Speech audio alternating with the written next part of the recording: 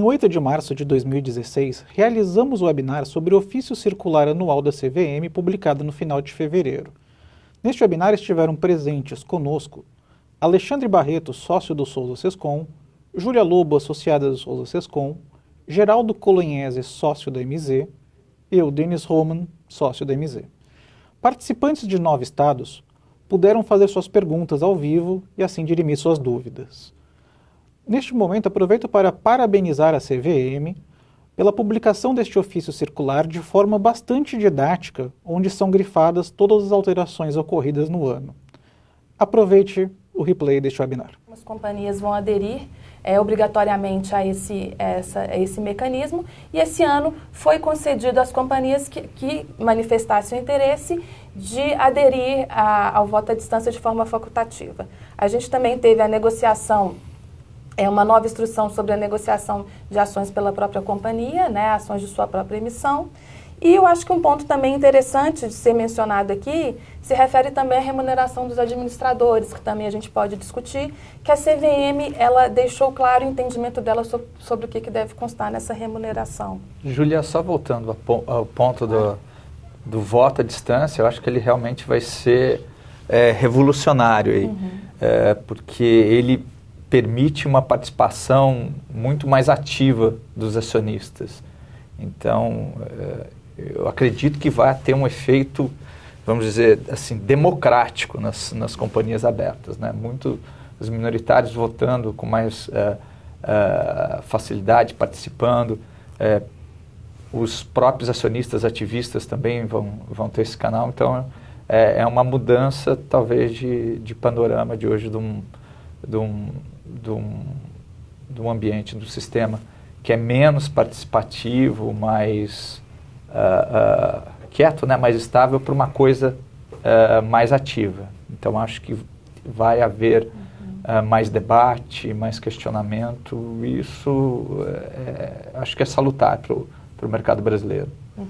Concordo, e isso principalmente com relação aos investidores que estão fora do país, que vão ter a oportunidade de participar mais ativamente, porque o que a gente vê hoje em dia, realmente, a gente tem prazos para os investidores que estão fora e que compõem aí a base acionária de diversas companhias, A gente tem companhias aqui que são companhias que têm um capital, que não tem controle, tem um capital pulverizado, então é essencial que esses investidores participem das assembleias, tipo que a gente tem um quórum de aprovação de determinadas matérias. E o que a gente identifica, até em conversas com esses investidores, é uma dificuldade que eles têm realmente de exercer o voto, devido aos prazos e às formalidades. Então, essa questão do voto à distância, de você ter um modelo de boletim, de você ter, o que eu acho que foi um mérito da CVM muito, muito, muito interessante, que é você ter uma cadeia voltada para auxiliar a companhia também nesse processo, em que você concatena depositário, escriturador, a própria companhia, isso vai ajudar muito o processo e realmente vai incentivar essa participação. É claro que é um processo novo que todo mundo vai ter que se adaptar, a norma ela vem para regulamentar e a gente também vai se ajustar e com relação a processos também eletrônicos, de participação, eu acho que vai ter uma evolução no mercado de forma geral com relação a isso.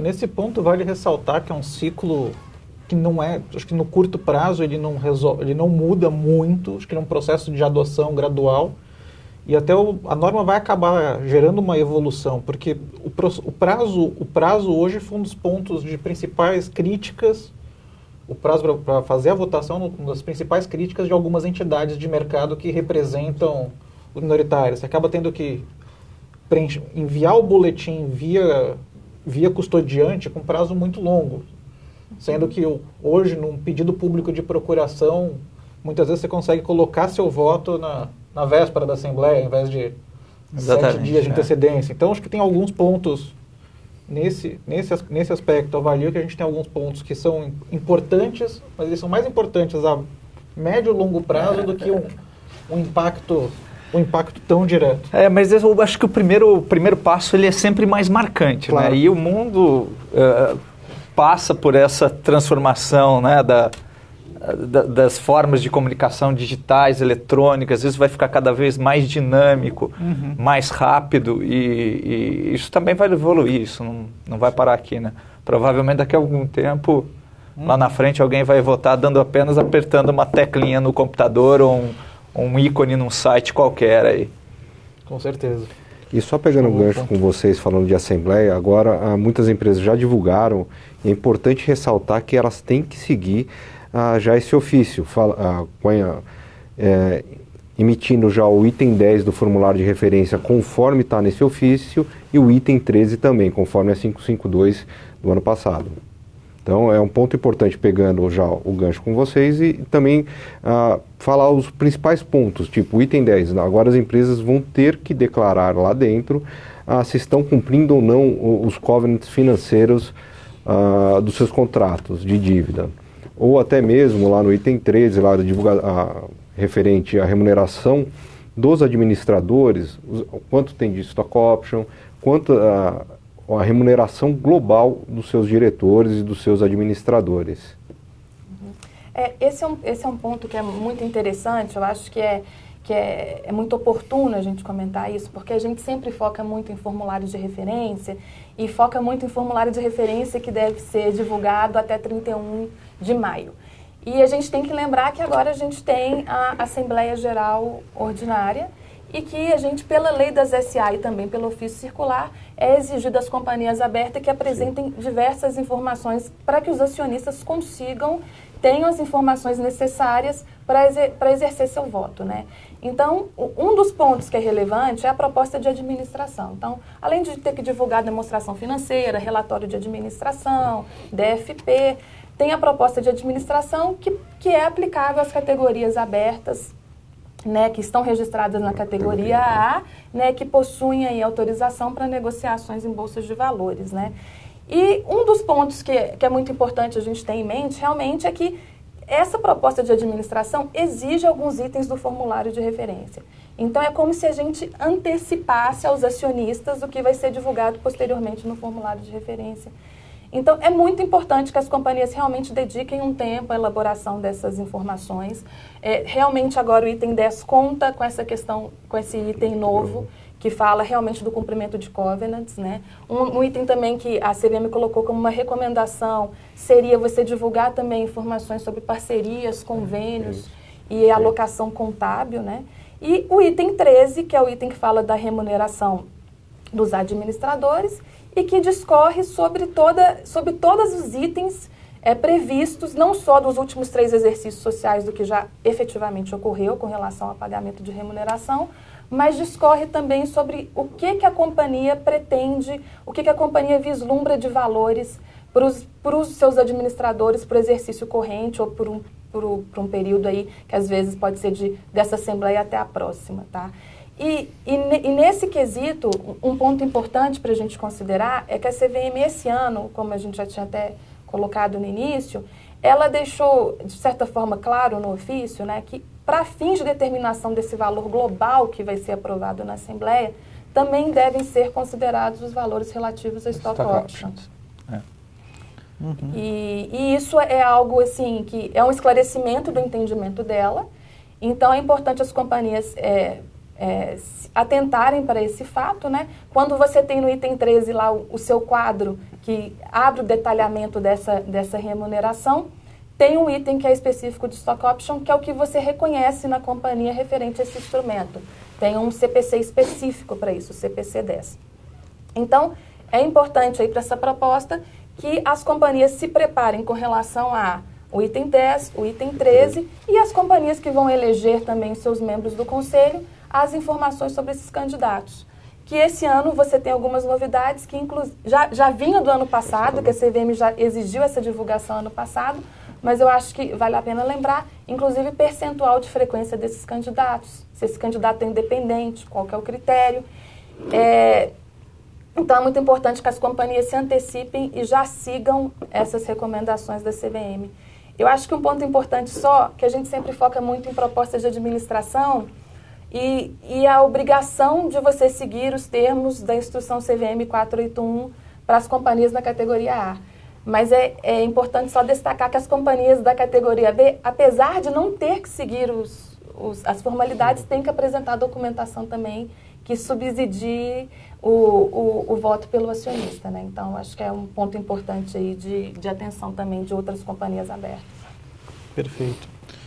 Vamos intercalar com um pouquinho de dúvida da plateia.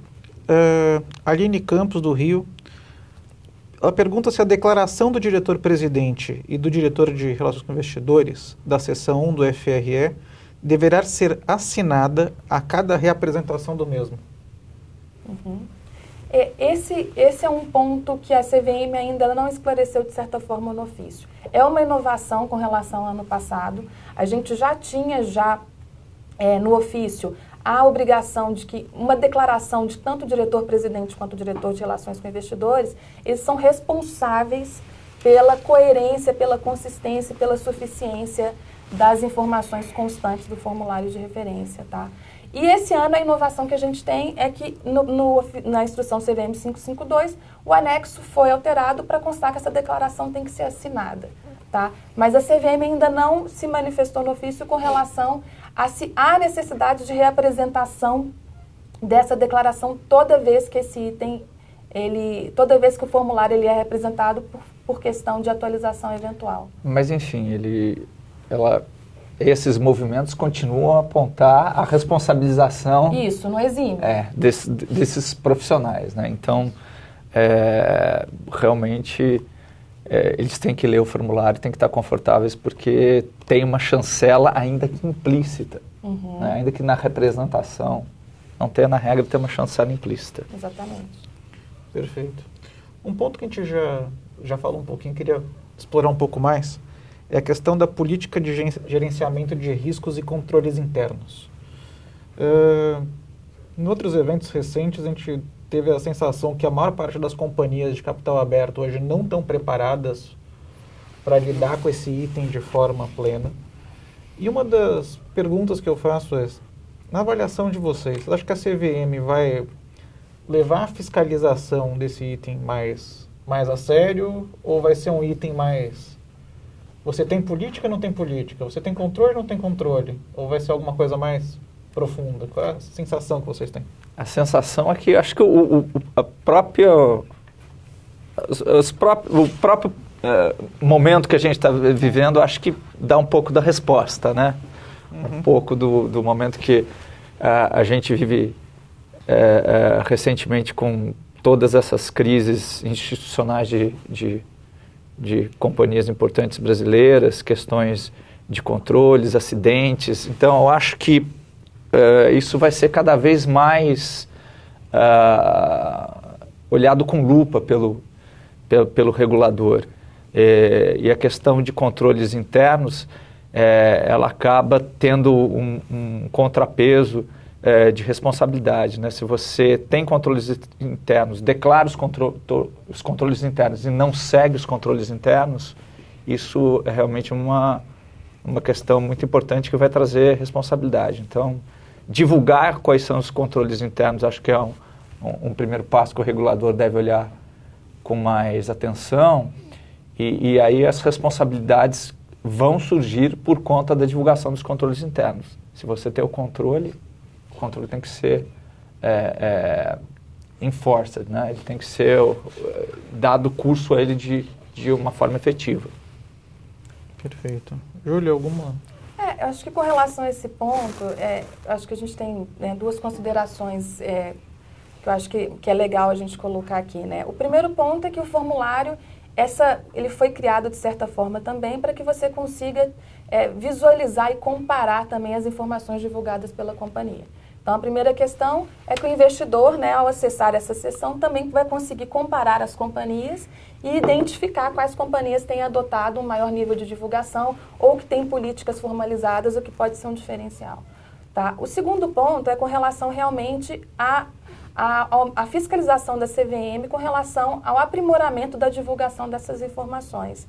A CVM já exigia informações sobre recomendações realizadas por auditores aos controles internos da companhia no item 10, que é o item que a gente estava discutindo agora, que consta da proposta de administração, e ela alterou, né, ela moveu esse item para o quinto item do formulário de referência, que passa a ser um item que tem um foco específico em política de gerenciamento de riscos. E aí a gente tem aí alguns pontos que a CVM coloca para a gente, que eu acho que é interessante a gente abordar. Não só a CVM está preocupada com os riscos com relação aos fatores de risco dos negócios da companhia, que a companhia já coloca isso de forma expressa no formulário de referência, né? Como ela também está preocupada com os riscos que podem existir com relação à confecção das demonstrações financeiras, na elaboração das demonstrações financeiras. E, a partir disso, ela passa a exigir um maior detalhamento, né, que fala, inclusive, de responsável por acompanhamento dessas políticas, a estrutura organizacional, o grau de eficiência desses controles, o plano de ação. E é importante a gente colocar realmente isso, porque a CVM tem feito um trabalho conjunto, né, de analisar as demonstrações financeiras e entender qual que é o ambiente da companhia de controles internos, tá? E um dos pontos que é importante com relação a isso é que os próprios auditores da companhia realizam recomendações à companhia sobre os controles da companhia. E isso é exigido a divulgação, bem como também que os diretores da companhia se manifestem sobre deficiências que possam ter tido nesses controles e como a companhia vai lidar com essas deficiências. Só pegando o gancho e trazendo para a empresa, no dia a dia da empresa, como é algo novo que a empresa vai ter que fazer, acredito eu que uma sugestão para as companhias é começarem já a discutir com a auditoria, os diretores de controladoria, controles internos, já pegar esse material e ver como ele vai ser divulgado e repassado dentro do formulário de referência, pois é algo novo e que vai suscitar dúvidas ao longo do preenchimento dessa nova parte da documentação que é exigida pela CVM. E, de novo, ele não é só uma formalidade, né? Ele traz responsabilidade na veia, né? Sim. E é um assunto bastante efervescente, né? Por conta dos momentos, inclusive do momento que a gente está vivendo, Lava Jato, esse acidente ambiental, ele tem uma relevância e passa a ser... É algo sensível dentro da companhia hoje. Até o ano passado isso não era necessário, era algo que era levado uma negociação entre a companhia e a auditoria. Agora esses pontos vão ter que ser postos no papel. E eles estão diretamente relacionados à governança também, Sim. né? Quando você começa a linkar os pontos, um aprimoramento de controles internos implica numa melhor governança como resultado, né, desse aprimoramento. Nessa linha que você está colocando, Barreto, sobre o momento que a gente vive, a CVM teve uma sensibilidade bastante bacana de trazer algumas recomendações, ainda não exigências, acho que leia-se ainda, que são algumas recomendações do IBGC. Por exemplo, no final do ofício a gente encontra lá a questão de políticas sobre contribuições e doações e as políticas de prevenção e detecção de atos ilícitos. Acho que esses são dois pontos. Dois temas que quase não estão em voga no Brasil. Quase não estão em voga. E eu acho que o principal, e às vezes muita empresa vai falar, mas eu não tenho relações governamentais tão fortes. Mas acho que esse é um ponto que outro dia a gente vinha conversando com outro parceiro nosso, ele falou, gente, para quem tem exportação para países como os Estados Unidos, você mencionou mais cedo a própria Inglaterra, acho que são pontos que tem que sim ter uma atenção bastante grande das companhias para evitar sanções. Quem está no Brasil tem relação governamental, né? Quer seja o fiscal que você precisa para aprovar uma obra que você está fazendo na sua casa, a relação governamental no Brasil não falta nesse sentido, né? O Estado está... Então, acho que são dois pontos aí de bastante sensibilidade da CVM atento ao momento que a gente está vivendo e que eu acho que a fiscalização em cima disso também tende a crescer bastante. Hoje, fiscalização nem tanto, mas a atenção vai ser cada vez maior, vai ser crescente. Vai ser crescente, esse é um assunto de pauta no mundo, né? No mundo, não é só no Brasil. Perfeito. É interessante, né? Políticas anticorrupção, acho que dois grandes temas são política anticorrupção e o tema ambiental, né? Esses vieram, o ambiental, eu também acredito que vai haver uma evolução para, em algum momento eu não vou me surpreender se a gente chegar num formulário separado só para a parte ambiental, né? A parte socioambiental, como são as políticas, os riscos, etc. E tal. Então, hoje já temos um item, né? Inserido bem pequeno, mas concordo com você. Acho logo virar logo né? Nos Estados Unidos é comum você fazer relatórios separados, às vezes tão complexos quanto.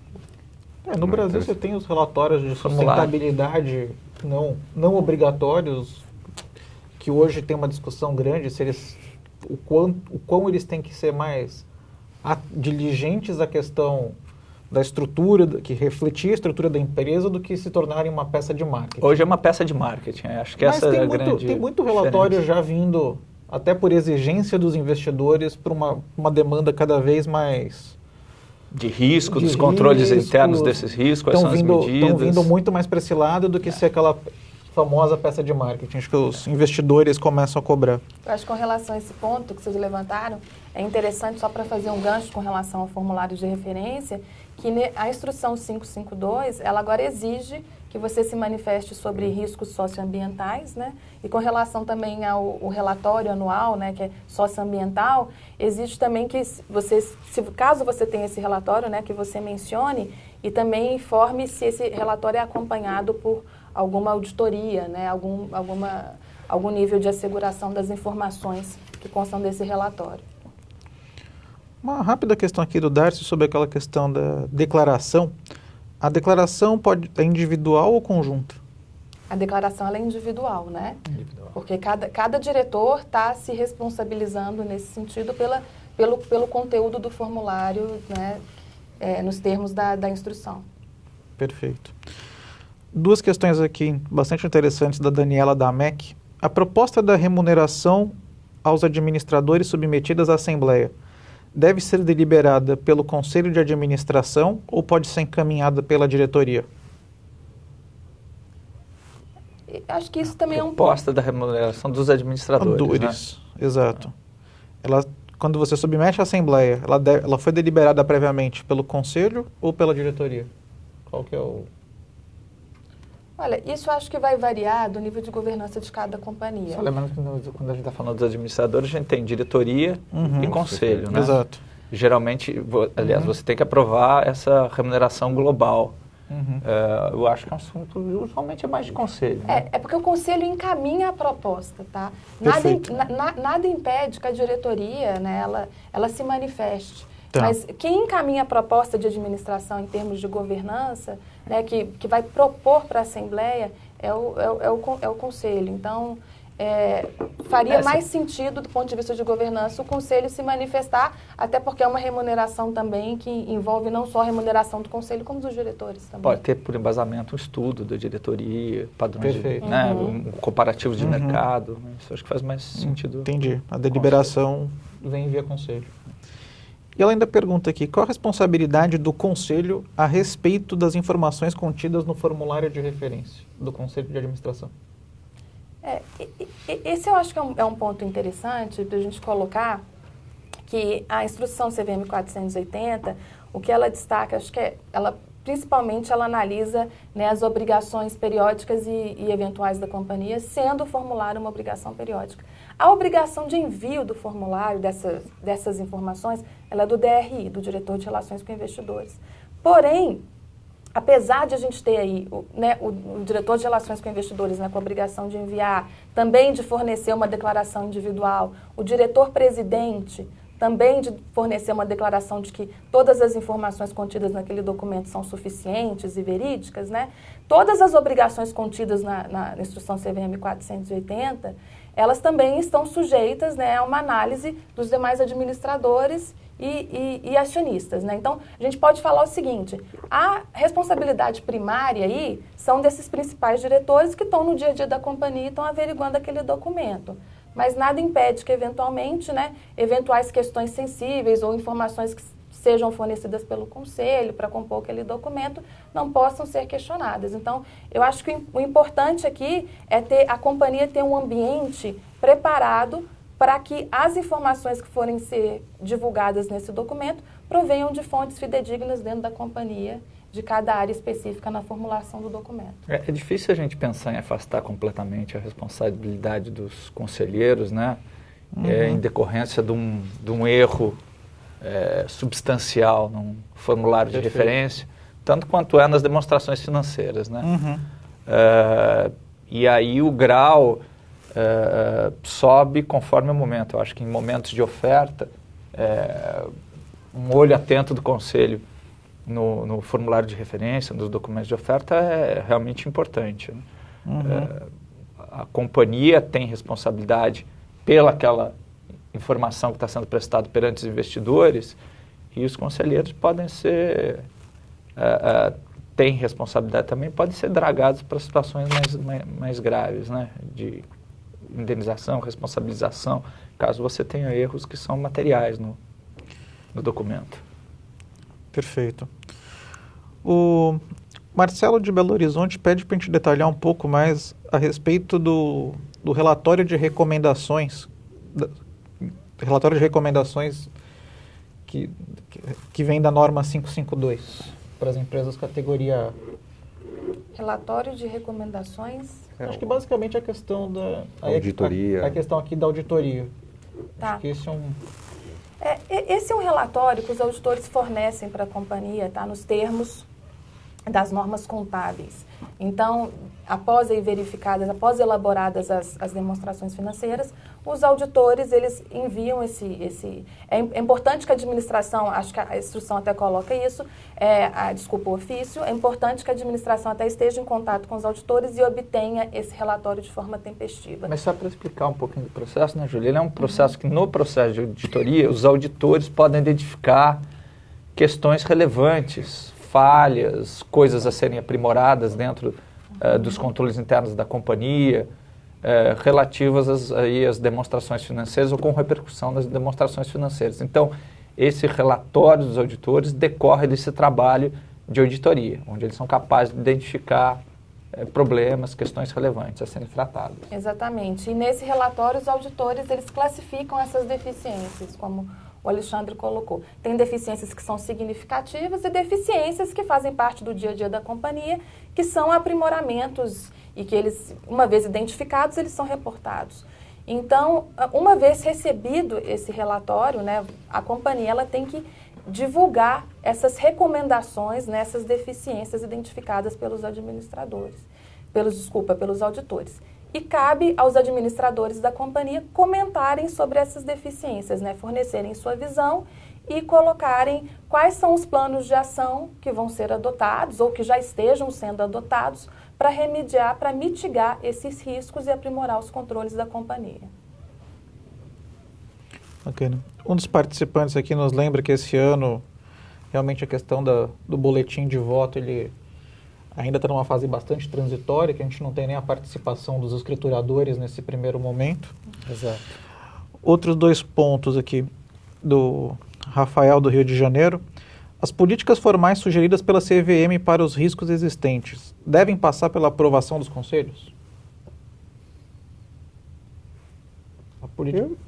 Eu pensando como empresa, não veria nenhum problema passar pelo conselho. O conselheiro tem que saber quais são os riscos da companhia. Ele é um instrumento dele também, o formulário de referência, ver o que está ali descrito ou não, e também colocar o ponto de vista dele. De vez em quando, uma pessoa que é um conselheiro vendo de fora, ele consegue até apontar um risco que não esteja ali, que a administração não esteja visualizando naquele momento. É uma boa prática. A Samanta do Rio pergunta se as mudanças no ofício entram em vigor imediatamente. Júlia já colocou que é imediato, né, Júlia? É só para a gente... as mudanças do ofício, sim. A gente só lembrando que as companhias, com relação à proposta de administração, já deverá observar as recomendações do ofício para as seções que seguem anexas à proposta de administração, mas que, com relação ao formulário de referência, tem-se o prazo aí, que é o prazo do arquivamento anual, para que a companhia possa aprimorar essas informações. Eu acho que um ponto que vale a pena lembrar que realmente o ofício vale a pena ser circulado todo ano, a questão da publicação de demonstrações financeiras na íntegra. A instrução 480 de 2009 revogou a instrução 207, que permitia fazer uma questão mais resumida. E esse é um ponto que até hoje você tem diversas companhias fazendo publicações de forma sumarizada, coisa que a norma não permite. Então, acho que isso aqui vale a pena sempre ser lembrado. E o ofício traz alguns pontos que, às vezes, muita gente olha e fala, mas isso aqui já é batido. Mas se está ali, porque geralmente a CVM, ano após ano, encontra inconsistências no mercado. E tem que lembrar que o regulador pode agir a qualquer momento, né? Aplicar aquela multa forte aí para quem está descumprindo. Precisa tomar bastante cuidado. Que aí já é uma outra discussão. Se controles internos, exatamente. Faz parte dos controles internos. Aí já é uma outra discussão, se ainda faz sentido, em 2016, a publicação em Diário Oficial e afins, mas esse já é tema de outro webinar. Acho que, por falar em demonstração financeira, um ponto interessante de recomendação do ofício foi a de informar separadamente as dívidas em moeda local e as dívidas em moeda estrangeira. A possibilidade que você tem de fazer a extensão ali dentro do Empresasnet e separar os itens. Como é que vocês avaliam? Acho que quão relevante, quão impactante pode ser esse tipo de disclosure? Eu acho que com essa questão que a gente vive hoje de uma variação cambial, né, o que acaba impactando o endividamento da companhia, principalmente companhias aí que possuem endividamento em moeda estrangeira alto, né, eu acho que isso vai facilitar para o investidor visualizar como está essa dívida, a real situação da dívida da companhia. Eu acho que esse já é um dado que você consegue colher do próprio balanço, né? Mas eu acho que dividir com maiores detalhes, né? Com detalhes dos contratos, os que são denominados em moeda local e moeda estrangeira, acho que dá um panorama bom para o investidor das dificuldades que a empresa pode enfrentar para rolar cada uma das dívidas, né? Por vezes o mercado internacional está fechado, só tem mercado brasileiro. Tem situações que não tem mercado nenhum, mas, enfim, acho que tem uma distinção em quem está completamente em dívida estrangeira ou está muito alavancado em dívida estrangeira e quem está em dívida local. Perfeito. O ponto, Denis, que eu acho que a CVM está querendo, que ela fez foi a distinção rapidamente ali no Empresasnet, porque, como o Alexandre colocou, isso já vinha dentro das notas explicativas. Então, o investidor teria que abrir o balanço, ver a nota explicativa e ver as características. O que ela fez foi abrir dentro do Empresasnet as linhas adequadas para divulgação dessa informação. É que depois de vários anos de estabilidade, a gente esquece das pancadas que a variação cambial dá nos balanços, né? Então, acho que perfeito. Foi efeito desse passado recente. Sobre esse tema, só para lembrar também, aos que estão nos acompanhando, né, um pouco antes de ser emitido esse ofício circular, a CVM também, acho que 10 dias antes aproximadamente, também soltou um ofício circular referente a recomendações de demonstrações financeiras. Então, não é o tema desse webinar, mas fica aí um lembrete. Muito bacana. O outro ponto que me chamou bastante atenção no ofício circular foi a forma de cálculo de aumento e redução de participação dos investidores. Esse era um ponto que causava muita confusão no mercado, vocês acham? Valeu a regulamentação? Valeu a explicação? Esse valeu a explicação, sim, porque realmente era acho que havia muitas dúvidas em como dar o disclosure correto dessa questão. Né? A questão dos derivativos, você conta, não conta, faz netting, posição comprada, vendida, realmente tem opção, não tem opção. Isso já ensejou questões muito relevantes, inclusive em OPAs, né? Perfeito. Quando tinha que se dar aí a divulgação de participação societária. Perfeito. Um outro ponto que também chamou muita atenção, e é um erro mas é uma prática que as companhias não seguem muito à risca, é a divulgação dos materiais que são utilizadas em reuniões públicas, roadshows. A CVM explicita que isso tem que ser feito antes do início, até o momento do início da reunião. Muitas vezes as companhias deixam para fazer semanas depois, principalmente quando a gente está falando de quando essas reuniões acontecem no exterior e... Não deu roadshow. participação nas conferências e muitas vezes não tem esse material divulgado em português. Acho que esse é um ponto que a CVM ainda ressalta bastante em linguagem. Ela deixa bem claro nesse ofício circular que a empresa tem que colocar isso em português, né? Ela pode até arquivar no primeiro momento em inglês e a posteriori ir bem rápido em português. É porque acho que um princípio de ouro é a paridade das informações que você dá para o mercado estrangeiro para o mercado local, né? Elas têm que ser par e passo. Não posso dar mais informação para o mercado estrangeiro, privilegiar ele em detrimento do mercado nacional. E eu acho que também tem um olho do regulador para ver, olha, o que você está divulgando? Se eu achar uma projeção divulgada lá no material que você apresentou no exterior, eu vou fazer você incluir no seu formulário de referência. Com certeza. Né?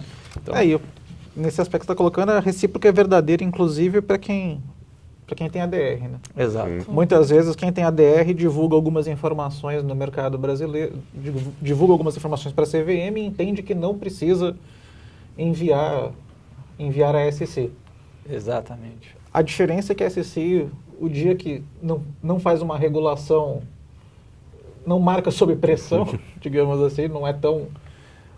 Só que o dia que faz a requisição é mais pesado. O dia que dá o problema aí é pesado, né? Exatamente. Então, um dos temas mais controversos dos emissores de ADR é a divulgação, por exemplo, dos 358 consolidados. Muitas companhias brasileiras entendem que o 358 não precisa ser submetido e entra um pouco nessa linha que a gente está conversando. A questão dos materiais de apresentação, bem como o pessoal fala, não sou obrigado a colocar que eu vou estar numa conferência, num calendário de eventos CVM. Mas, por exemplo, num site de relações com investidores seria pelo menos uma boa prática o seu minoritário que te acompanha ali, às vezes sem ter acesso às grandes casas internacionais, saber que naquele dia, naquela semana, você vai estar exposto a grandes investidores. Acho que essa seria tipo de coisa que é uma boa prática. Eu acho que um ponto que eu achei interessante nesse ofício com relação a esses materiais é a questão de que, às vezes é uma perguntas até recorrentes de clientes, né, que eventualmente essas reuniões é comum ter perguntas, né, e são prestados esclarecimentos, mas se alguma informação, né, for fornecida durante a reunião em função de algum esclarecimento, por exemplo, a CVM orienta que seja também atualizada essa apresentação com esse esclarecimento que foi prestado. Sim. Sobre a questão da remuneração, o Diogo faz a seguinte pergunta. Não seria um contrassenso o CA propor uma remuneração para si próprio? Não seria mais atribuição da diretoria, uma vez que ela propõe o orçamento de capital a ser aprovada na AGO?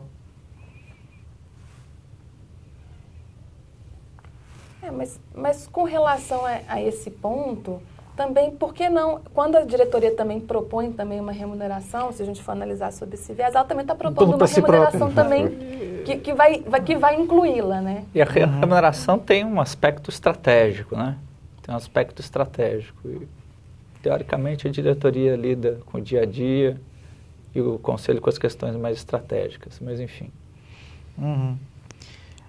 A Edna Biava lembra que essa questão que eu mencionei dos reportes tem inclusive um CPC específico sobre isso, e ainda assim a gente encontra companhias que não seguem, mas é um ponto bastante... Acho que um último ponto aqui que me chama a atenção, a questão de negociações de administradores e pessoas ligadas a eles ligadas e de controladas, coligadas e da própria companhia com valores mobiliários. Como é que vocês avaliam a interpretação, a leitura que o ofício deu nessa versão? O que a gente tem, eu acho só para situar, né, a gente tem a companhia aberta, ela tem a obrigação de enviar mensalmente, né, os administradores têm que notificar a companhia sobre negociações que eles realizam e a companhia tem que repassar essas informações para o mercado, né? A companhia repassa essas informações de forma consolidada. Além do administrador reportar as negociações, com a instrução CVM editada ano passado de negociação de ações pela própria companhia, também foi criado um novo formulário que a própria companhia deve reportar as operações que ela realiza com os seus próprios valores mobiliários, que segue o mesmo padrão também dos administradores.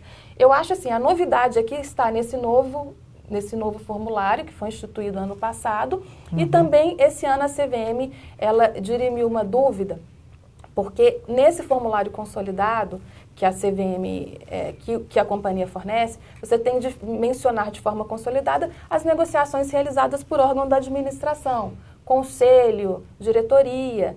E tem algumas companhias que realizam também a divulgação dessas negociações realizadas por acionistas controladores. Até porque em alguns segmentos de governança corporativa da Bovespa, essa informação é exigida. Então, o que a CVM colocou nesse ofício novo, que para evitar a duplicidade, né, para que um conselheiro que também seja parte do bloco de controle, né, você considere essas participações detidas por esse conselheiro e as negociações realizadas por ele no quadro relativo a controladores. Porque aí você evita de ter negociações em duplicidade dentro desse formulário. Perfeito. Um outro ponto, voltando um pouquinho agora para a questão de assembleia, acho que no item 13 do ofício, a CEP e a CVM trouxeram vários pontos de boas práticas do IBGC. Acho que isso foi um ponto bastante positivo. E me chamou bastante atenção a ênfase na questão das propostas dos sócios. Então, acho que esse é um ponto que algumas companhias ainda hoje não facilitam muito o acesso do sócio à companhia. E eu acho que a partir da leitura desse ofício da CVM, acho que cada vez mais as companhias vão ser impingidas a serem mais flexíveis. Eu acho que sim, só aproveitando também esse ponto que você colocou e de boas práticas também, porque a CVM tem sempre também reiterado bem nesses ofícios, não é uma novidade, mas acho que é um ponto interessante, é também a companhia anualmente divulga, né, anualmente, quando tem a eleição, dos seus administradores, os candidatos, acionistas controladores indicam esses candidatos. E o que a CVM tem sempre requerido também é que seja dada transparência a candidatos também indicados por acionistas minoritários. Então, que a companhia realize essa divulgação com o mesmo nível aí de transparência e publicidade com que ela realizou também a divulgação dos seus próprios candidatos. Perfeito. Bom, gostaria de lembrar os participantes que estamos chegando próximo ao final do webinar. Se alguém tiver mais alguma... Temos mais 3 questões aqui, mas se alguém tiver mais alguma questão, que o coloque rapidamente para dar tempo de a gente responder. Pergunta da Renata Vieira. No caso de aprovação de ratificação de valor da remuneração global do ano anterior e aprovação do valor de remuneração global do ano corrente, é necessário apresentar dois itens 13 do formulário de referência, um com o valor proposto de re-ratificação e outro com o valor do exercício corrente, ou somente é necessário apresentar um único item 13 contemplando o valor final? Olha, se eu entendi bem a pergunta, eu não acho que há necessidade de reapresentar um novo item 13, porque o que acontece? O item 13 é um item que ele menciona não só o que você prevê para o exercício corrente, como também o que você já reconheceu para os exercícios passados. E acho que uma questão importante para a gente colocar é que o ofício ele é bem claro no tocante com relação ao que a CVM espera também com relação à proposta da administração. Então, o que ela pede? Olha, gostaria de saber qual que é o período que a sua remuneração se refere e também gostaria de saber por que da diferença do valor que foi proposto ano passado com o valor que foi reconhecido esse ano. Então, eu acho que a própria proposta de administração, né, com base com o que você divulgou, que você reconheceu no exercício do ano passado, deve conter as informações para explicar o motivo pelo qual você deseja ratificar aquela remuneração. E aprovar as duas, né, em conjunto. Isso. Perfeito. Ainda nessa linha, pergunta do Dárcio. No item 13.2, a remuneração prevista será aprovada na Assembleia, que é após a divulgação. No momento da divulgação, deve ser preenchido ou apenas após a Assembleia? O item 13.2, ele contém o que você já prevê para aquele exercício. Então, aquela ali é a proposta da administração para os acionistas do que a administração entende que deveria ser o valor da remuneração global. Então, ele deve ser preenchido, sim, para fins de aprovação dos acionistas em assembleia. Ou seja, o acionista precisa chegar na assembleia com a proposta, com conhecimento da proposta, né, para conseguir votar apropriadamente. Perfeito. Bom, estamos chegando ao final do nosso webinar. Pedir para vocês uma considerações finais. Começar pelo Geraldo. Obrigado a todos que acompanharam a gente nesse webinar.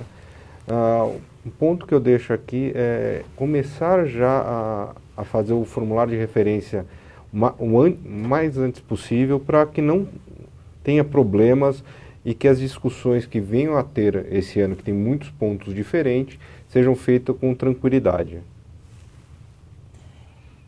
Eu queria agradecer a presença de todos que nos acompanharam e colocar que realmente eu acho que para todos o ofício circular é uma ferramenta muito importante que deve ser sempre observada nos eventos societários da companhia e no seu dia a dia com relação às obrigações de divulgação. E essas boas práticas que são recomendadas, né, à medida que elas vão sendo incorporadas pelas companhias, elas passam a fazer parte da regulamentação, elas passam a ser normatizadas. Então é importante a companhia não só cumprir com as disposições do ofício, mas também estar atenta a essas novas recomendações da CVM, que pode ser um diferencial também frente aos investidores. Barreto? Quero agradecer a oportunidade de a gente ter participado desse webinar e acho que é um processo da regulamentação, ele é evolutivo, não para, é constante, e quem trabalha nessa área tem que se atualizar constantemente. É um catch-up eterno. Perfeito. Eu acho que seguindo a sua linha, Barreto, acho que a gente percebe que a CVM vem cada vez mais se aprofundando em temas essenciais para os investidores. A sensibilidade do órgão regulador está bastante grande a conciliar as necessidades do mercado sem desrespeitar o ritmo que as empresas conseguem acompanhar. E um ponto que estou vendo aqui pela nossa lista de participantes, a gente tem aqui uma série de empresas que são emissores que talvez estejam há um bom tempo sem fazer oferta, que eu acho que vale a pena tomar bastante cuidado com o formulário de referência, porque por mais que às vezes você não tenha uma oferta no curto prazo, mas no médio e longo prazo, o formulário de referência, inclusive, ele é olhado por muitos investidores de forma histórica. Muitas vezes o investidor, a pessoa se preocupa, quando a gente tiver uma oferta, eu olho para ele com carinho. Mas tem que lembrar que as pessoas negociam as ações com base nessas informações, né? Tem um mercado vivo aí. E mesmo na questão da oferta, né? Que às vezes a empresa fala, você passou 5 anos dizendo que era uma empresa X. Do dia para a noite você é Y. Isso. Só porque chegou a oferta. Só porque chegou perto da oferta. Isso acaba não sendo.